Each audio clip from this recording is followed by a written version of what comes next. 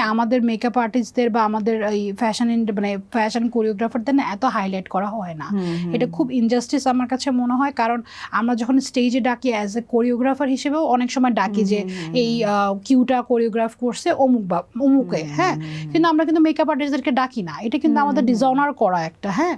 তো আমি যেহেতু মেকআপ আর্টিস্ট, তো আমি একটা কথা বলবো যে এই অভাবের চোটে না মেকআপ আর্টিস্টরা চিন্তা করে কি আচ্ছা ঠিক আছে ফাইন, আমরা ওর ব্যাগ যদি ধরি বা ওর ব্যাগ আমি সামনে ধরে নিয়ে যাই তাহলে হয়তো বা উনি আমাকে নেক্সট শুটে রেফার করবে বা আমাকে কোথাও নিয়ে যাবে বা আমার কোথাকার পাস দিবে।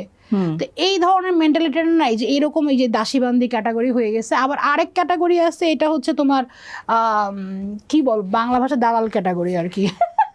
আমি এখন অমুক নায়িকাকে আনতে হলে আমাকে তমুককে ধরতে হবে, কিন্তু হ্যাঁ অমুক নায়িকা কিন্তু আমার সাথে কথা বলবে না, আমাকে কিন্তু চেনে খুব ভালো মতো, কিন্তু তমুকের সাথে আমার অ্যাডজাস্ট করে আসতে হবে।